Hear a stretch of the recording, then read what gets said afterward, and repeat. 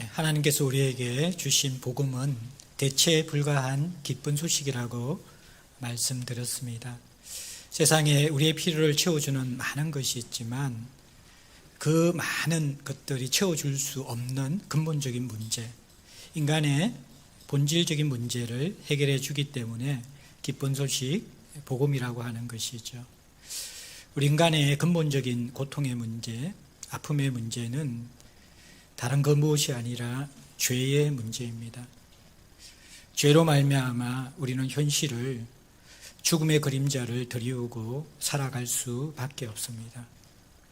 근본적인 죄의 문제가 해결되지 않으면 아무리 많은 재산을 가졌더라도, 또 인생의 업적을 이루었더라도, 지식을 추구할지라도 우리의 인생의 근본적인 삶의 만족과 행복은 주어지지 않습니다.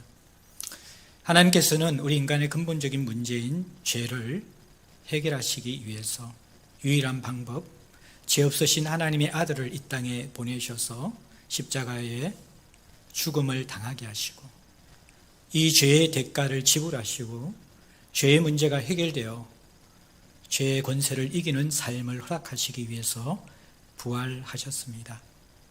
이것이 복음입니다. 우리는 이렇게 저렇게 살아라 라는 가르침으로 올바른 길을, 올바른 삶을 찾을 수 없는 자들입니다. 허물과 죄로 죽은 자들이기 때문에, 알아도 행할 수 없는 무능력한 자들이기 때문에 하나님은 우리에게 가르침을 주신 것이 아니라 무능력하고 죽어 있는 우리들을 살리셔서 그 삶을 살 수 있도록 생명을 주신 것, 이것이 복음입니다. 그 복음의 중심에 죽음을 이기는 부활이 있는 것이죠. 그런데 이 놀라운 부활, 대체에 불과한 복음의 중심에 있는 십자가와 부활이 1년에 단 한 번뿐인 고난주간과 부활절 메시지로만 우리의 뇌리에 기억되는 경우가 많이 있습니다. 일상을 살아가는 우리들은 부활로 말미암아 주어진 기쁜 소식이 우리의 삶에 별다른 영향을 미치지 못하는 희미하고 잊혀진 소식이 되어버렸습니다. 부활 속에 죄를 이기는 생명의 삶이 있고 그 부활신앙을 붙잡고 살아갈 때에 이미 이곳에 임한 하나님 나라를 누리면서 하나님만이 우리에게 주실 수 있는 사는 것 같은 삶, 영원한 삶을 살 수 있는데 예수 믿기 전이나 별반 다르지 않는 거의 비슷한 삶을 많은 성도들, 한국교회 교인들이 그대로 살아가고 있습니다. 무엇이 문제일까요? 왜 이 부활신앙과 일상의 현실에 괴리감이 생겨버린 것일까요? 이 부활신앙은 우리의 찬양 속에, 우리의 예배 속에, 절기 속에 잠시 기억나다가 왜 일상을 살아갈 때는 아무런 영향력도 없고 의미도 없는 기쁜 소식이 아닌 그저 그런 소식으로 전락해버린 것일까요?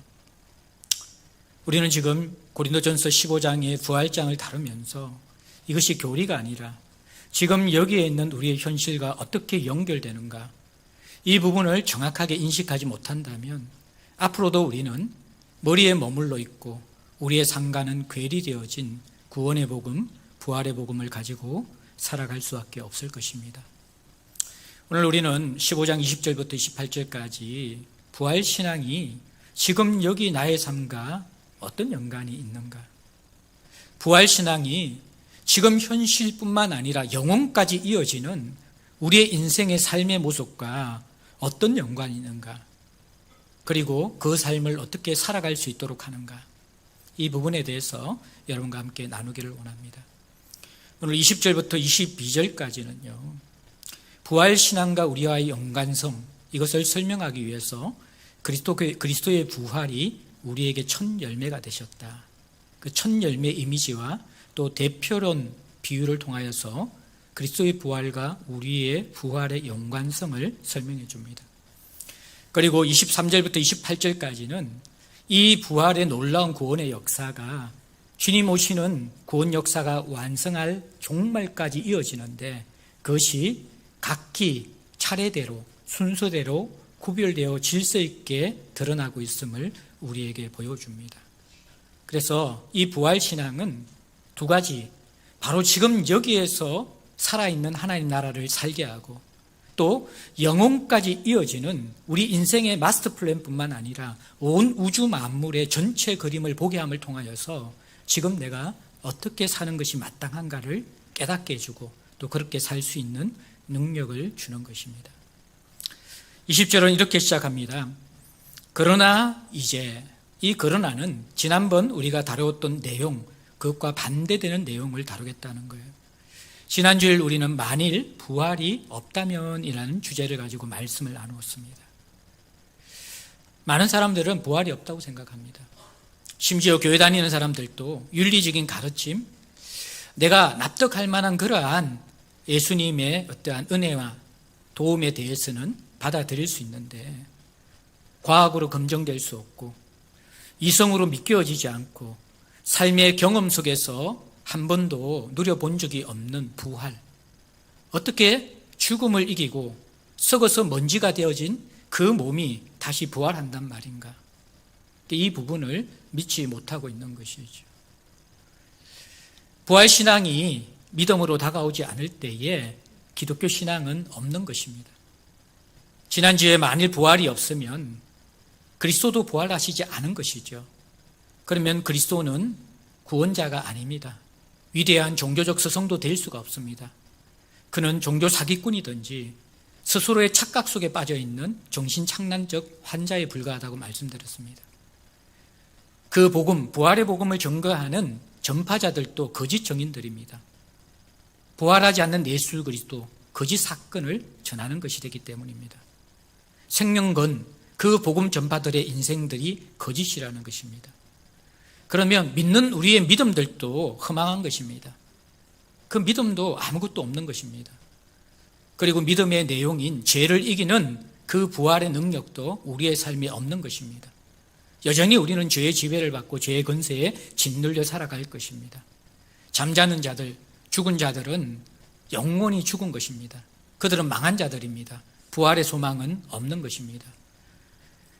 이 부활이 사실이라고 묻고 우리의 인생의 시간과 삶을 송두리째 들이면서 살아가는 그리스도인들이야말로 마치 이단 종교에 빠져서 인생을 허망하게 허비하는 사람들처럼 가장 불쌍한 사람이 되는 것.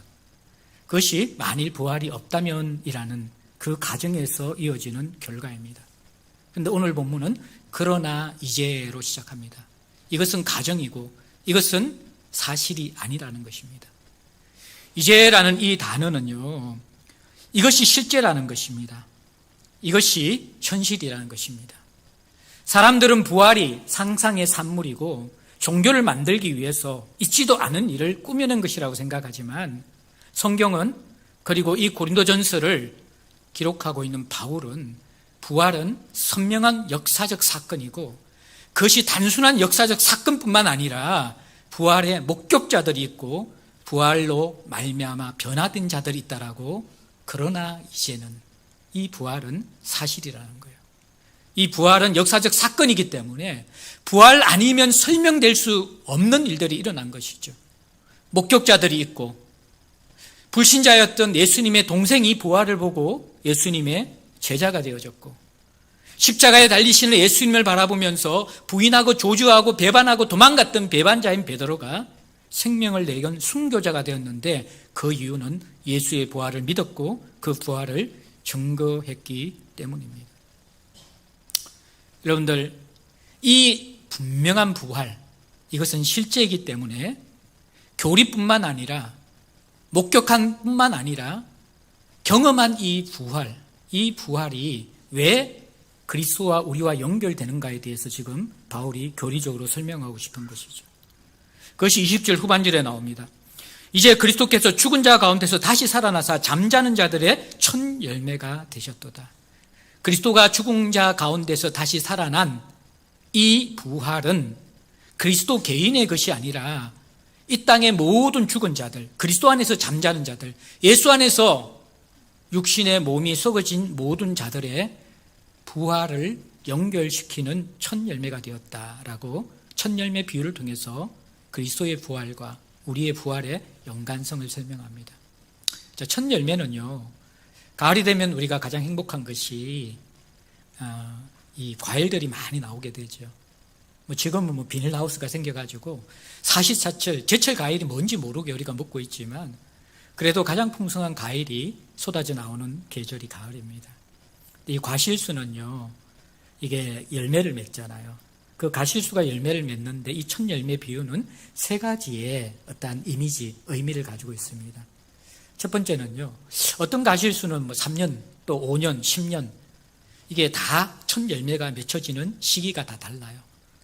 그런데 첫 열매가 딱 3년 만에 5년 만에 딱 맺혀지게 되면 그 첫 열매를 보면서 우리가 상상할 수 있는 것, 또 일어날 수밖에 없는 현실이 무엇입니까? 첫 열매가 열린 그 나무에는 수많은 열매들이 맺히게 될 것이다. 이것은 우리의 경험 속에서 분명한 사실이죠. 이게 부활과 연관되어서 어떤 의미냐 그러면요, 예수의 첫 부활, 이 부활은요, 앞으로 그 그리스도 안에 있는 모든 자들의 수많은 부활, 첫 열매가 앞으로 맺힐 열매를 보여주듯이 우리들의 부활을 보여주는 선명한 사실이다, 이 의미라는 거예요. 그 다음에 두 번째, 이 첫 열매의 의미는요, 여러분들, 한 나무에 첫 열매가 열리면 그 나무에는 동일한 열매가 열리죠.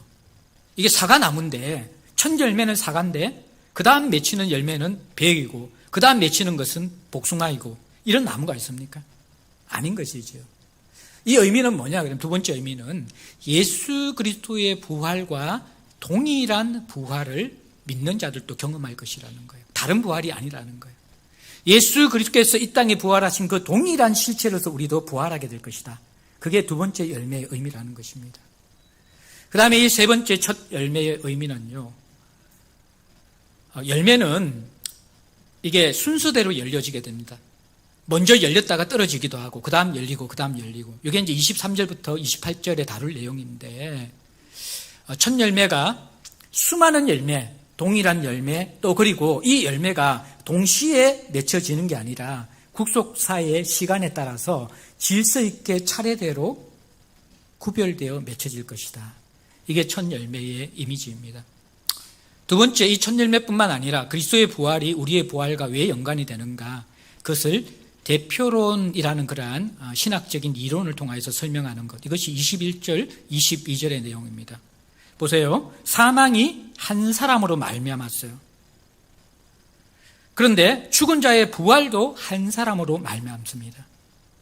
이것을 좀 구체적으로 설명한 게 22절인데, 한 사람으로 말미암은 사망의 모습은 아담 안에서 아담의 범죄로 말미암아 모든 사람이 죽은 것으로, 그리고 한 사람이 죽은 자에서 부활한 그 말미암음은 그리스도 안에서 모든 사람이 부활의 삶을 얻는 것으로 대표론의 이 모습을, 이미지를 보여주고 있습니다.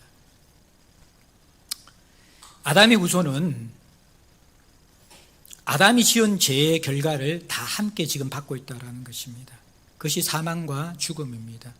이 죽음은 육신의 몸이 죽는 죽음뿐만 아니라 우리의 일상에서 경험하는 죽음이 있습니다.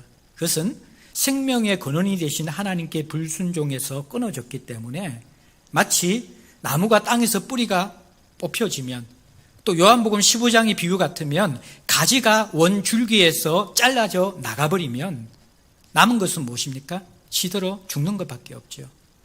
마찬가지로 아담의 후손들이 모두 경험한 것은 결국에는 육신의 죽음인데, 그 육신의 죽음을 경험할 때까지도 피조물이기 때문에 경험하는 결핍이 있다라는 거예요. 한계가 있다라는 거예요. 하나님의 도움이 없으면 결핍과 한계 때문에 죽어갈 수밖에 없는 현실이 있다라는 거예요. 그게 뭐냐 그러면요, 지적으로 우리는 무지합니다. 본질을 알지 못해요. 어리석은 것에 인생을 거는 지식이 허망하여진 지적인 결핍이 있고요. 또 하나는 우리에게 사랑의 결핍이 있잖아요. 온전한 사랑을 가지신 전지하신 하나님과 비해서 우리는 무지한 존재들이고, 사랑의 근원이 되시는 창조주 하나님에 비해서 피조물인 우리들은 사랑할 수 없는 존재들입니다. 사랑의 결핍 때문에 우리는 이 땅을 살아가면서 시기하고 질투하고 관계 갈등, 이것을 가지고 있는 것이죠. 우리는 능력의 한계 때문에 불안과 염려, 그 속에서 살아가고 있습니다. 전능한 하나님과 다르게 우리는 전능하지 않습니다. 그래서 우리는 의존적으로 무엇을 의지해야만 되는 것이죠. 돈을 의지하고 사람을 의지하고 학벌을 의지하고 어떻게 보면 요즘 같으면 주식이나 부동산을 의지하고 우리 인생을 버티게 해줄 어떤 것을 의지하는데 그것이 우리를 근본적으로 안전하게 해주지 않는 것이죠. 그래서 우리는 늘 불안하고 염려하며 살아가게 되어집니다. 우리의 생명은 무한하기 때문에 결국 이 땅에서 건강을 잃고 아픔과 질병에 고통당하게 되어지고 몸은 결국 죽게 되는 것입니다. 이게 하나님을 떠난 결핍의 모습이라는 거예요. 그래서 여러분들 아담의 이 대표론 교리는 교리가 아니라 실제라는 것이죠. 예수 그리스도의 십자가의 죽으심과 부활의 사건이 실제인 것처럼 아담이 하나님께 범죄하고 선악과를 따먹은 그 사건은 신화나 허구가 아니라 지금 여기에 우리에게 영향을 미치는 실제적인 역사적 사건이었다는 것입니다. 그 결과로 우리는 다 같이 한 사람으로 말미암는 사망의 신음을 경험하고 있습니다. 여러분 인생을 살아가면서 아담 안에 있는 사람들, 결핍이 없는 사람들이 있습니까? 무지와 사랑과 건강과 능력과 생명의 결핍이 없는 사람이 있습니까? 모두 다 우리는 그 영향 안에 살아가고 있다는 것입니다. 반대로 그리스도 안에 들어오면 그리스도를 통하여서 우리는 생명, 부활의 은혜를 잊게 되어집니다. 전능자와 연결되는 것이죠. 그러면 그분의 전능하신 지혜가 우리에게 부어집니다.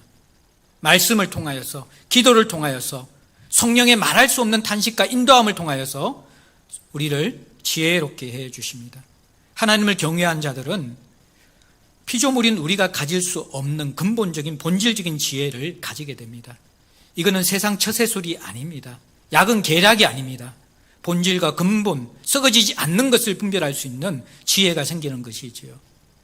전능자와 창조주와 연결되어질 때 이기적이고 자기중심적인 우리들이 비로소 사랑을 맛보게 되어지고 사랑을 누리게 되어지고 사랑을 전념받게 되어지고 사랑을 흘려보낼 수 있는 자로 변화되게 되어지는 것, 그것이 이 땅에서 경험하는 부활의 생명이라는 것입니다. 우리의 육신은 신라군 속에서 계속해서 깨어지고 아프고 상처있고 질병 속에 있을 것입니다. 그러나 이 땅에서 부활을 살아가는 사람들은 그 연약함과 썩어진 가운데서도 우리의 영혼은 날마다 새롭게 되며 영생과 연결되어진 생명의 삶은 지금 여기에서부터 살아가게 될 것입니다. 이것이 대표론이라는 것이에요. 근데 이 메시지를 받아들이는데 현대 젊은이들 또 현대를 살아가는 우리들에게는 불쾌함 내지는 거부감이 생깁니다. 어떤 거부감입니까? 왜 내가 짓지 않는 죄를 내가 독박서야 되는데? 개인주의적 관점인 것이죠. 죄는 아담이 지었는데 왜 내가 죽어야 되는데? 세상에 그렇게 억울하고 그렇게 불의한 원리가 어디 있어? 이 대표로는 현대 가치와 사상, 개인주의 사고를 가진 사람들에게는 배격되어야 될, 배제되어야 될 불쾌한 이론입니다. 그런데 여러분들, 이 대표론이 하나님이 창조하신 인간의 본질과 맞닿아 있다는 것을 인정해야만 합니다. 실제적으로 개인주의를 통해서 사람의 정체성을 관계성에서 독립해서 나 혼자로 보게 된 것은 프랑스 대혁명 이후입니다. 그전까지 모든 인간의 정체성은 관계, 사회적인 존재로서 인식하고 있었습니다. 성경은 철저하게 인간을 사회적 존재로서 인식합니다. 그래서 여러분들, 여리고성을 점령할 때에 전력이 우세한 이스라엘이 왜 패배했습니까? 여리고성을 점령한 이스라엘이, 여러분 너무 진지하게 들어가지고 제가 아무도 모르고 그냥 그대로 듣는 것 같아요. 설교를 분별하며 들으십시오. 그 강력한 여리고를 점령한 이스라엘이 어떻게 작은 생 아이성에서 패배합니까? 왜 패배해요? 누구의 범죄 때문에? 아간 한 사람의 범죄잖아요. 예. 아간 한 사람의 범죄가 전쟁 전체의 승패에 영향을 미치는 것, 이것이 여러분들 성경의 원리라는 것이죠. 사실 11조의 원리도 대표의 원리예요. 모든 인생의 창조주인 주인이신 하나님께서 우리의 생명과 쓸 것과 시간과 돈의 주인이십니다. 그것을 우리가 인정하는 것이죠. 거기에 대해서 시간의 주인이신 하나님 앞에 모든 시간은 주인 것입니다 라는 것을 대표적으로 인정하는 것이 주일 성수라는 거예요. 모든 재정의 주인이 하나님이십니다. 그것을 대표적으로 인정하는 것이 11조라는 거예요. 11조는 하나님의 것이고 10의 구조는 나 맘대로 사는 거예요. 대표성의 원리가 아니라는 거예요. 주일날은 하나님의 것이고 나머지 날은 내 날이고 그게 아니라는 거예요. 이것은 대표성의 원리 속에서 우리가 이해해야 될 성경의 원리라는 것입니다. 그래서 이 대표성의 원리 속에서, 첫 열매의 원리 속에서 우리는 2000년 전의 그리스도의 부활, 죽으심과 부활이 우리와 교리적으로 뿐만 아니라 실제적으로 연결되어 있다는 것을 분명하게 인식해야만 합니다. 이 교리가 우리에게 주는 위로가 있고요. 이 교리가 우리에게 주는 굉장히 충격적인 도전이 있습니다. 그것은 뭐냐 그러면요. 우리가 조금 이따가 다루겠지만 이미와 아직 아니, 하나님 나라, 죄를 이긴 승리가 이미 임했지만 아직까지 온전히 세상에 죄의 건세는, 사망의 건세는 멸하여지지 않았습니다. 주님 다시 오는 날까지. 그러면 이미 임한 하나님 나라와 마지막에 임할, 아직 임하지 않는 하나님 나라 사이 속에서는요, 우리는 그리스도 안에 있는 실존과 아담 안에서 벗어났지만 아담 안에 있었던 죄의 습관들이 여전히 함께 있다는 것이죠. 그 속에서 매일매일 우리는 가장 중요한 인생의 선택을 하며 살아간 존재라는 것을 기억하셔야만 합니다. 하루하루 눈을 뜨면서 여러분들 어디에 집중하고 무엇을 위해서 살아가십니까? 대부분은 먹고 마시고 무엇을 할 것인가? 일과 먹는 것에 천착하여 살아갑니다. 자기의 사업 계획에 천착하여 살아갑니다. 나쁘고 틀렸다고 하는 게 아닙니다. 이 땅에 살면서 그게 필요하죠. 그러나 더 중요한 선택이 있다는 것이죠. 내가 매일매일 누구와 연결되어 있는가, 어디에 연결되어 있는가의 그 선택에 따라서 우리는 매일매일을 아담의 후손의 삶을 살 수가 있고 그리스도의 후손의 삶을 살 수가 있다는 것입니다. 우리는 분명히 믿음 안에서는 그리스도 안에 있습니다. 그러나 지난 시간에 말씀드렸죠. 불신자뿐만 아니라 부활신앙에 대해서 불분명한 사람도 어떻게 보면 지난 시간 다루었던 만일 부활이 없다면이라는 그 결과와 영향력 비슷하게 살아간다는 것입니다. 마찬가지로 매일매일 우리가 그리스도 안에 이미 부활신앙을 경험한 자들임에도 불구하고 그것을 믿음으로 붙잡고 주장하고 선택하며 살아가지 않는 자들에게는 부활의 삶이 우리에게 체험될 수 없다는 것입니다. 무엇이 정말 중요한 인생의 선택입니까? 우리는 다윗의 인생을 보면서요, 하나님께서 우리를 붙들 때 그리스도와 연합할 때의 모습과 그분과의 관계가 끊어질 때의 모습을 너무나 선명하게 봅니다. 우리가 큐티하면서 다윗, 사울에게 쫓겨다니면서도 믿음을 버리지 않았던 다윗, 하나님 마음에 합한 사람이었던 다윗, 인생에 한 번도 기적이 없었지만 정말 주님께서 기뻐하셨고 다윗 언약을 주셨던 그 다윗을 보았는데, 그 다윗이 일순간 하나님의 은혜에 날개 그늘에서 벗어나게 되었을 때 어떤 짓을 할 수 있는 존재인지 보게 되었죠. 바세바를 범했고 충성스러운 우리아를 전쟁터에서 거짓 편지를 적어서 죽게 하였고 요압의 거짓에 동참하게 하였고 수많은 그 이스라엘 백성들에게 범죄한 것이 다윗의 모습이었습니다. 여러분들, 이 실체, 우리가 하루는 짐승처럼 살아갈 수 있는 존재이고 하루는 예수처럼 살아갈 수 있는 존재임을 선명하게 깨닫지 않으면 여러분들 이 영적인 부분에 대해서 제대로 알지 못하는 자들입니다. 우리는 죄의 왕노릇의 지배를 받든지 은혜의 왕노릇의 지배를 받든지 이 신라군의 세상 가운데 피조물이기 때문에 누군가의 지배를 받으며 살아갈 수밖에 없다라는 거예요. 정직하게 이야기하면 그리스도의 은혜 아래 있지 않는 자들은 죄의 지배를 받을 수밖에 없습니다. 오늘날 한국교회의 크나큰 슬픔과 연약함의 원인이 무엇입니까? 이전보다 우리가 교리를 모릅니까? 이전보다 우리가 여러 가지 부족한 부분과 환경 속에서 신앙생활을 합니까? 그게 아니죠. 우리의 신앙 속에 예수 아니면, 복음 아니면 안 된다라는 처절한 깨달음이 우리에게 희미해져 가는 것이죠. 복음이 진짜 복음이 아니라 이제는 인생의 많은 피로 가운데 그 무엇 하나로 전락해버린 것, 그것이 한국교회의 모습이라는 것입니다. 결국 복음이라는 것은 대부분 교인들에게 정말 인생의 깨어짐과 무너짐과 자기 스스로 어찌할 수 없다라는 쓴맛을 보는 피조물됨을 진절이 나게 확인하는 그 순간에만 붙잡는 복음으로 무너져가고 있는 것. 복음은 수렁에서도 건지지만 지금 여기에서 하나님 나라를 살게 하는 것이 복음인데, 그 살아있는 복음, 세상을 승리하게 한 복음, 지금 여기에서 부활을 살게 하는 복음을 많은 사람들이 누리지 못한다는 것. 그것은 부활을 믿지 않거나 부활을 교리로만 믿고 있기 때문입니다. 아담의 죽음이 실체인 것처럼 그리스도의 부활도 실체입니다. 그것이 신앙입니다. 가르침으로, 우리의 윤리로 살아갈 수 없기 때문에 생명을 주는 것, 없는 우리에게 새로운 생명과 능력을 창조하는 것, 이것이 복음이라는 것입니다. 그리스도 안에서, 성령 안에서 그 삶이 성도의 삶입니다. 이것이 그러나 이제 부활이 있다면 첫 열매를 믿는, 대표론을 믿는 우리의 삶입니다. 그리고 23절부터 28절까지 이제 바울은 이어서 이 부활 구원사역의 순서, 큰 전체적인 로드맵, 구속사의 큰 그림을 우리에게 보여줍니다. 어떻게 보여주고 있는가 한번 봅시다.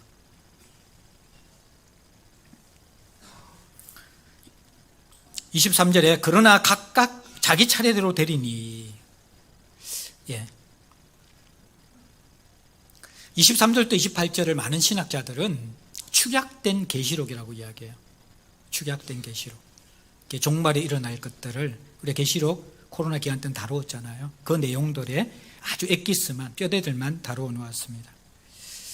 그러면서 23절과 24절에 보면요, 차례대로 되는데 굉장히 중요한 시간부사가 세 단어가 나옵니다. 한번 봅시다. 23절에 시간부사가 나오는데 어떤 시간부사가 나옵니까? 먼저는, 또 어떤 부사가 나와요? 다음에는. 24절에는 또 어떤 부사가 나옵니까? 그 후에는 마지막이니. 이 세 개의 시간부사가 나온다는 거예요. 자, 어떻게 보면 이 부활이 세 단계가 있다는 거예요. 그리스도의 부활, 먼저는. 그 다음에 두 번째 부활은 누구의 부활입니까? 그리스도 안에서 이 속한 자들, 23절 후반절에 다음에는 그가 강림하실 때, 예수님 다시 오실 때에 예수 안에 속한 믿는 자들의 부활이 있다라는 것이죠. 자, 여기에서 이제 23절 보면서 그 다음에 이제 최후의 마지막에는 심판과 만물의 부활이 있습니다. 만물에 대한 심판과 만물의 부활. 요거 하면서 23절 하나만 잠시 다룰 게 뭐냐 그러면요, 제가 아까 대표론을 설명할 때에 조금 조심해야 될 부분들이 있습니다. 어떤 부분이냐 그러면요, 한 사람으로 말미암아 사망이 다 들어왔잖아요. 자동적으로 아담 안에 있는 사람 다 죽었죠.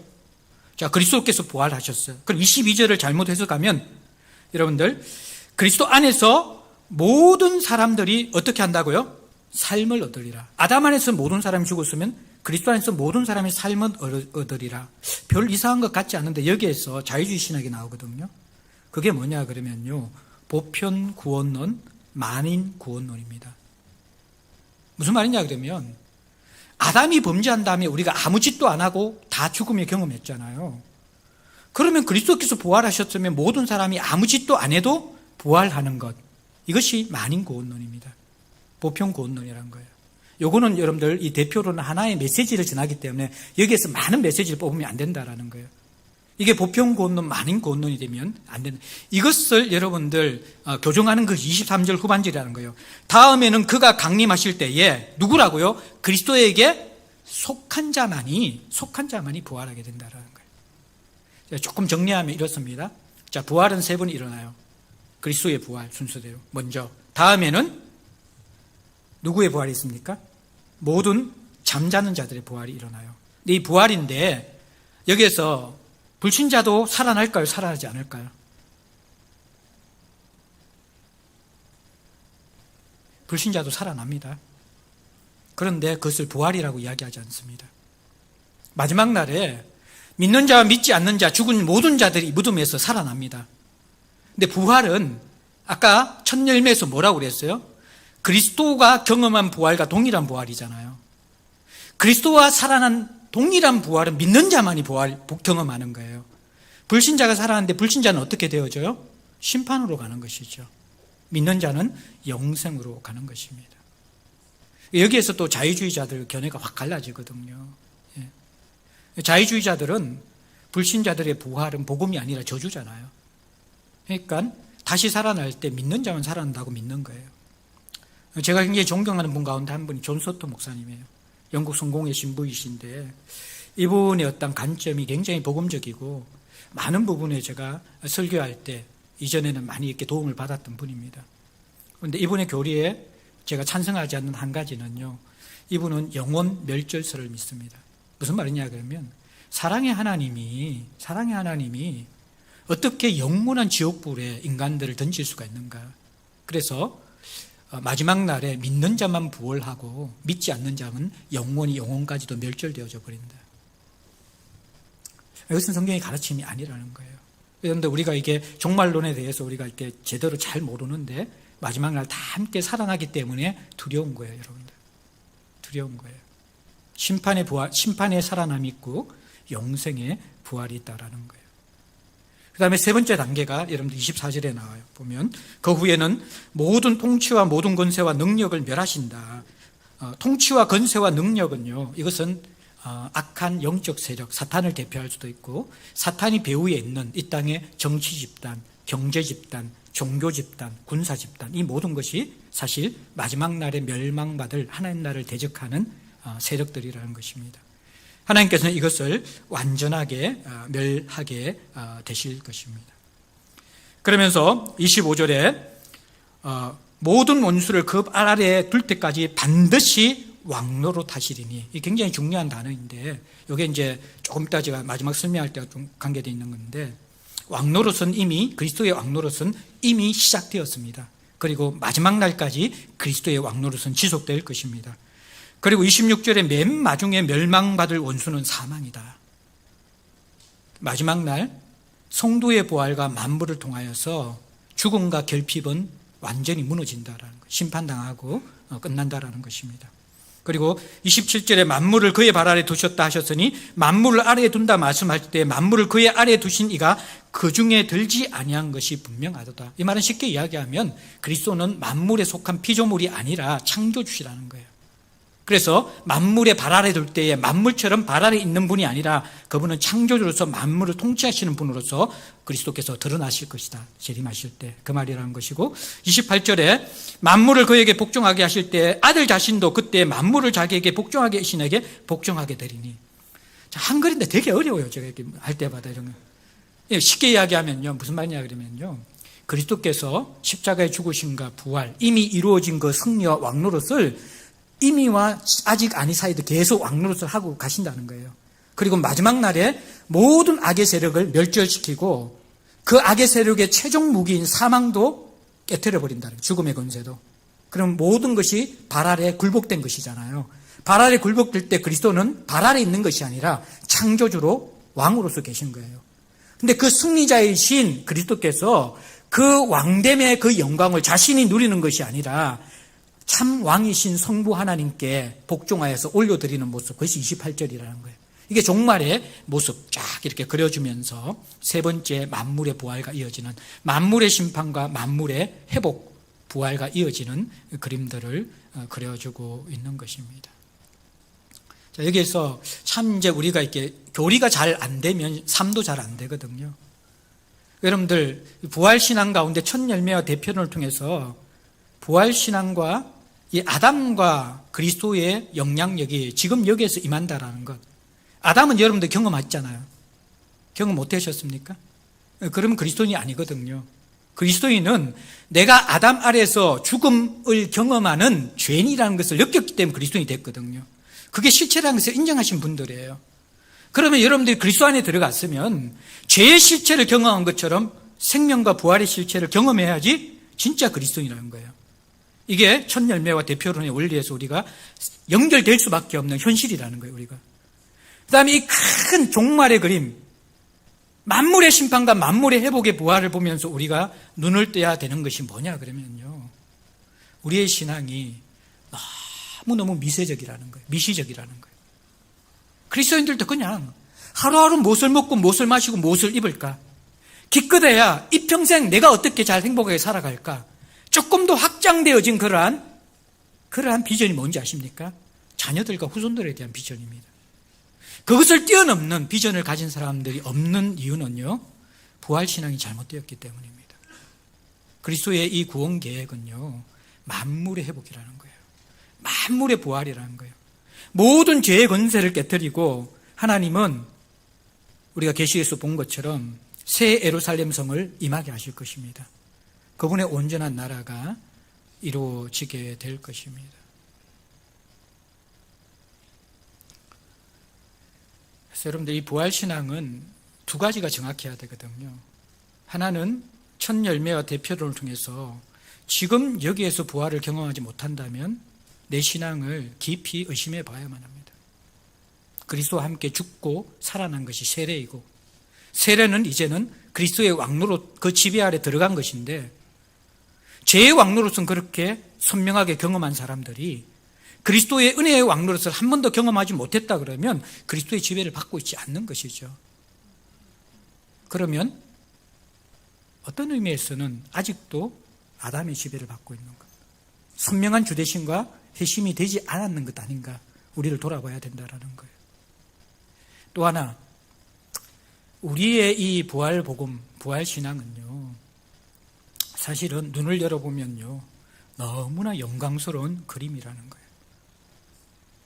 우리의 인생의 마스터 플랜이 무엇인지 알게 되어질 때, 내가 누리고 내가 얻을 것이 무엇인지 알게 되어질 때, 그걸 진짜로 믿는다면 현실의 삶이 달라지지 않을까요? 그것을 진짜로 믿는다면 우리의 삶이 달라지지 않을까요?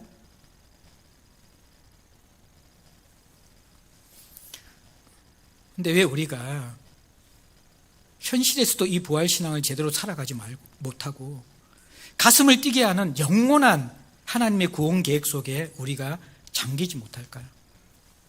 두 가지 때문에 그런데요.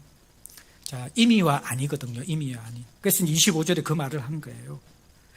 그가 모든 원수를 그 발 아래 둘 때까지 뭐라고요? 반드시 왕노릇 하시리니. 자, 그리스도는 지금도 왕노릇 하고 있어요. 지금도 하나님 나라가 임했어요. 부활 신앙이 있어요. 근데 이것을 잘 못 누리고 영원한 신앙의 꿈을 꾸지 못하는 이유는요, 두 가지 때문인데, 시간부사, 먼저 다음에 마지막, 1초 만에 우리가 이렇게 이야기할 수 있는데, 먼저와 다음의 시간이 너무 길다라는 거예요. 얼마나 걸렸어요? 2000년이 지났는데 다음에가 아직 안 왔어요. 먼저 그리스도는 부활하셨는데 다음에 우리의 부활은 언제인지 모른다라는 거예요. 그래서 우리는 이 긴 기간 동안에 그 약속이 없는 것처럼, 다음에는 부활이 없는 것처럼 인식하는 시대를 살아가고 있다는 것입니다. 그런데 다음에 임할 그 부활은 정말 다음에만 임하는 것이 아니라 지금도 첫 열매로서 우리가 부활을 경험하고 있다면 다음에를 기다리게 될 것이죠. 그게 25절에 지금도 반드시 왕노릇하고 있는 예수가 계시다라는 거예요. 그 왜 이걸 못 봅니까? 성경에서 그 이야기를 합니다. 임의와 아니 사이에 임한 하나님 나라는요, 감추어져 있다라는 거예요. 은밀한 가운데 감추어져 있다라는 거예요. 예. 밭에 감추인 보아라는 거예요. 보는 눈이 없으면, 믿음의 눈이 없으면 발견할 수 없는 거라는 거예요. 하나님 나라의 비유는 겨자씨 비유고 누룩부예요. 겨자씨는 너무 작아요. 근데 그것이 나중에 큰 나무가 되어져요. 누룩은 눈에 보이지 않을 정도로 작은 가루예요. 그게 밀가루 반죽에 들어가는 순간 가루 서마를 부풀게 하는 엄청나게 큰 반죽 덩어리가 된다라는 거예요. 이 땅을 살아가는 그리스도인들은 딱 두 종류가 있습니다. 아니, 사실은 그리스도인과 그리스도인이 아닌 것 같은 가라지가 함께 있습니다. 그 차이가 어디에서 나는가? 그리스도 안에서 믿음의 눈을 가진 사람들은 이 땅에 임한 하나님 나라를 바라보면서 그 하나님 나라를 지금 여기에서 누리는 사람들은요, 영원한 하나님 나라의 꿈에 부풀게 될 것입니다. 그렇죠. 야구 좋아하는 사람들은요, 다들 포스트 시즌과 플레이오프 기다리잖아요. 축구 좋아하는 사람들은 다 별들의 전쟁인 월드컵 기다리잖아요. 왜요? 이게 평상시에 맛보잖아요. 그리고 최고의 선수들이 모이는 그날이 기다려지는 것이잖아요. 그런데 축구 관심 없는 사람들은 월드컵이 뭐든지 아무 신경을 쓸 필요가 없죠. 지금 나와 상관이 없는 그런 삶인데. 마찬가지라는 거예요. 많은 성도들이 이것은 끊어질 수가 없어요. 지금 여기에서 부활을 누리는 사람들은 그 영원한 부활의 완성, 구속사의 완성에 가람을 가지고 임산부가 아이가 태어나는 것을 기다리는 것처럼 목을 쭉 빼고 기다리는 그 모습, 로마서 8장의 모습, 탄식하며 기다리는 그 모습. 왜냐? 지금 맛보았는데 완전하지 않기 때문에, 온전한 맛을 보기 위해서 지금 맛보았지만 때로는 이 땅 속에서는 내가 아담의 영향을 받고 있기 때문에 완전하게 해방될 그날, 구속의 그날, 그것을 우리가 기다리고, 그 기다리는 우리의 눈으로 볼 때, 믿음의 눈으로 볼 때 만물이 하나님의 아들이 자유케 되고 온전케 구원을 완성할 그날을 기다리며 신음하는 것을 보게 된다라는 것이죠. 그래서 구속사의 역사에 동참하게 되어집니다. 사랑하는 성도님들, 말씀을 마무리하면서 부활신앙 두 가지 기억합시다. 부활신앙은요, 너무나 현실적인 것이고 또 너무나 영광스럽고 큰 것입니다. 그래서 오늘 설교 제목을 부활 가장 큰 소망으로 이야기했죠. 이 부활 소망은요, 종말까지 이어지는 우리 개인을 뛰어넘은 온 우주의 회복의 소망입니다. 온 우주의 부활의 소망입니다. 나에게뿐만 아니라 우리 자녀에게, 관계된 모든 인류에게, 피조세계에게 미쳐질 구원의 기쁜 소식, 완성의 소식이라는 것입니다. 근데 그 어마어마한 부활신앙의 소식이 바로 지금 여기에서 우리가 잠자리에서 깨어날 때, 아이들의 웃는 얼굴을 볼 때, 사랑하는 배우자와 대화할 때, 도란도란 아침 식사를 할 때에, 걸어서 출근을 할 때에, 가을 하늘을 맛볼 때에, 내리는 보슬비를 맞을 때에, 그리고 낮잠을 잘 때에, 직장에서 일을 할 때에, 이 모든 순간순간 하나님의 인재 안에서 경험할 수 있는, 하나님 안에서 실체하는 부활의 생명을 경험하는 그 신앙이 부활신앙이라는 것입니다. 겉으로 똑같은 삶을 살면서 어떤 사람은 매일매일 아담의 그림자 속에서 죽음의 삶을 삽니다.